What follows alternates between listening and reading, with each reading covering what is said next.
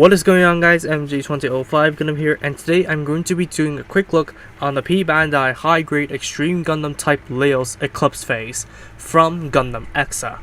Now before I begin, I'm not going to be covering anything that is common with the 10th anniversary version, which is basically everything, including the inclusion of a stand and the leftover parts. So if you want a more detailed look on this kit right here, please check out the other one's review. But I am going to be covering my thoughts on the colors and the improvements that they have made to the mold, which aesthetically is absolutely nothing, but it did give it the canon version of the color scheme, because to me, canon for the win. However, having the other one is not necessarily a waste, because the Type X doesn't have any packs, so you only need to repaint 2 pieces on the 10th anniversary version into red to have quote-unquote an imagining of the Type X Extreme Gundam, aka the vanilla Extreme Gundam, having the Eclipse phase equipment, because unfortunately we do not have the Carnage phase. So this investment is not necessarily a waste to me. Now, as much as I do like the metallic blue and pearlescent white on the 10th anniversary version, this one still takes the cake for me, not only because it's canon, but because it is more vibrant, it's more shouty. With the Eclipse phase and all of its equipment, especially the cartridges on the back, it is definitely gonna scream, "Look the hell at me," because I have a gigantic sawed-off cannon and some gigantic micro missile pods on top of huge rifles in my hand. So you have to look at me, or else I will shoot you in the face. So having a red color scheme does definitely turn heads when it comes to the presentation.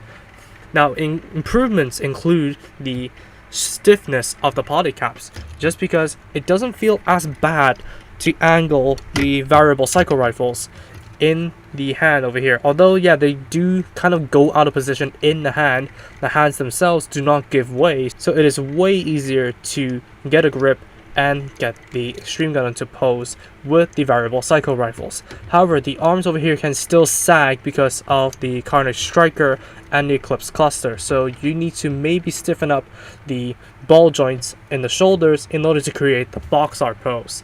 So yeah, that's a little bit of a trouble for me, because the box pose is what really captivated me to actually go ahead and get this version of the Extreme Gundam on top of what I already have. Now, the clear orange over here, or maybe the clear yellow depending on who you're asking, is definitely a very good change, although some parts may look a little bit muted and a little bit foggy when it comes to the clear. Having full clear orange does hide the orange inside of the red color scheme, and having them a little bit foggy does allow them to be more visible. On top of the horrendous amount of gold stickers over here, the clear orange themselves can actually be brought out. But because this kit is not being covered in the flashy finish, you can easily go ahead and fix up the seam lines that are scattered all across the body because of the old mold. Unfortunately, this is the only version of the Extreme Gundam Eclipse phase to have all of its equipments, because even the robot Damashi doesn't come with the Carnage Striker and Eclipse cluster. So yep, if you want a full representation of the Extreme Gundam Eclipse phase, this is the version to get, even though the proportions are very wacky. For comparisons, let me bring in the 10th anniversary version of the Extreme Gundam Eclipse phase for comparison. So, which one of these do you prefer?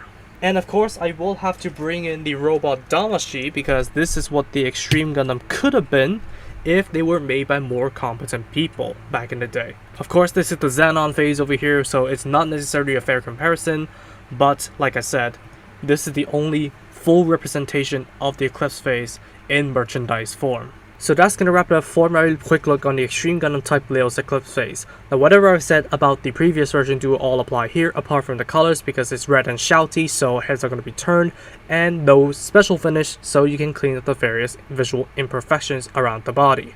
Plus, the stiffness of the polycaps, especially the ones on the wrists, are definitely tightened up, so posing with the variable cycle rifles or any accessory that you decide to give it is definitely going to be a lot more fun and way more comfortable. Plus, since this kit is merely a P-Bandai, which I know a lot of you guys may groan at it, it makes it easier for those in the general market to access this kit.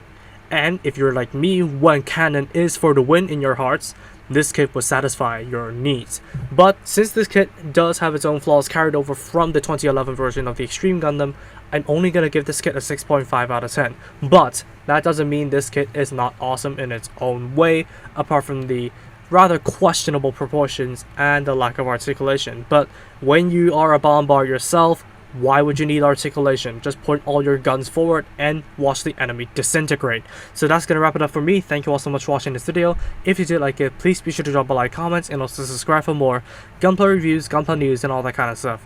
Turn on notifications for future content alerts if you haven't, and I'll see you all in the next video. Peace.